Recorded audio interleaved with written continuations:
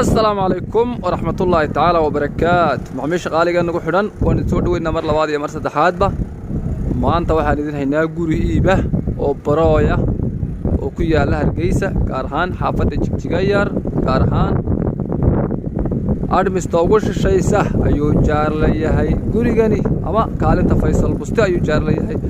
جوري جاني وجوري أفر جيف فردقي عنتدي يقول كي دبده cabirahaan wuxuu ka dhisan yahay haaf balood buu ka dhisan yahay 924 macmiil waa dhismihii ugu dambeeyay aad buu gurigan u qurux badan yahay gudaha qolaalka gudaha laba qol ayaa hurda ah labada qol baa hurda markaan macmiil ilaahay waxa weeye hurdada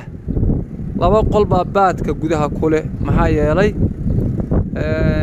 gurigan afar jiif fadhiga iyo cuntada iyo qolkii dibadda inuu yahay hadaan idin sheegay laba qol ayaa baadka gudaha kule maxaa yeelay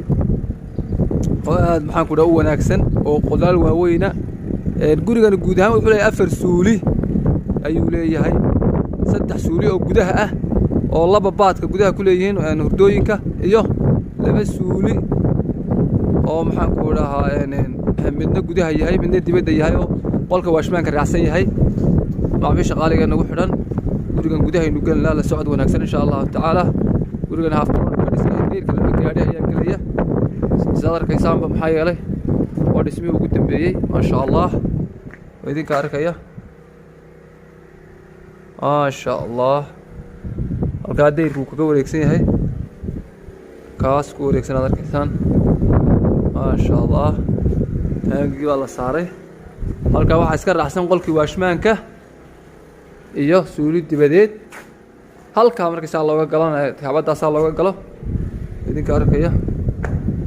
markii saa looga galo adbaqi way ma sha Allah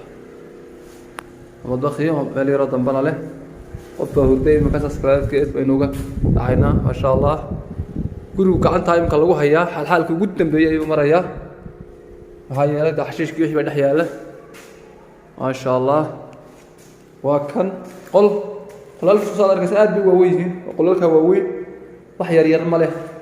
qolalaad fiican weey ma sha Allah guri si fiican loo qorsheeyay macmiil fadhiga iyo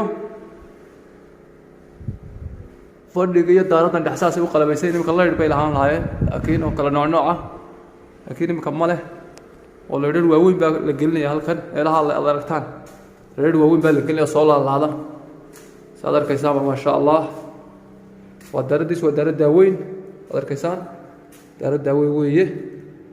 وقولي هذا في عنا قف ما شاء الله بيسنا ماشي كويا لا دو بس كان جيجير أما ودد وين بقولي كنتنكا هل لما بلوغ أيها كحجة فرد جواكا وفرد هذا وين الكاس الريد كوين لكنه يقول الريد وين بارك لكنه يتاقدا سوله صدح داقدود غليه فدغا ايا مهم iyo hurdada iyo horta fadhiga in matriyo 1 2 3 4 5 6 7 8 waa 8 mitir fadhigu waa 8 mitir iyo hakana in matriyo 8 mitir oo 3 4 8 mitir iyo 4 mitir weey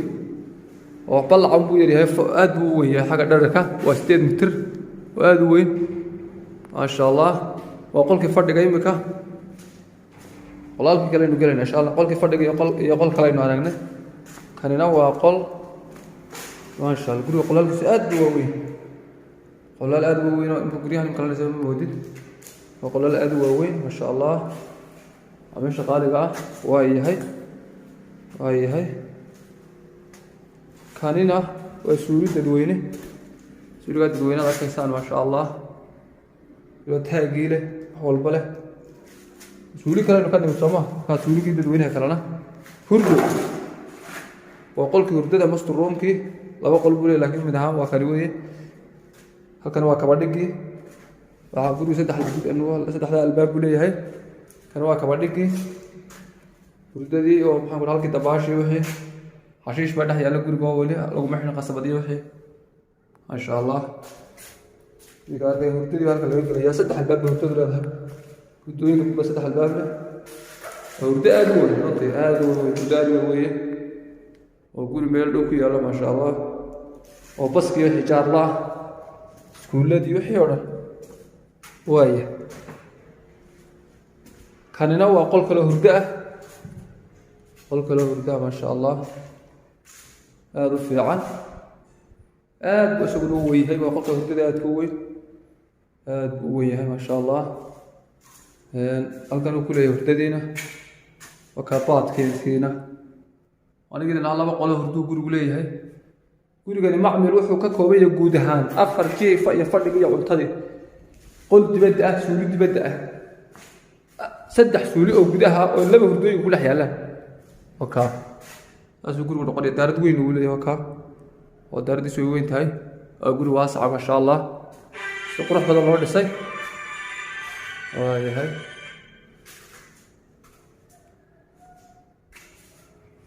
معميش غالي قال له إن شاء الله تعالى كفايديس وعن قريقا إن شاء الله تعالى أيضا نمك قريقا نبكي له حاجة لو قريقا لو يرفق هذه وقال له يرفق هذه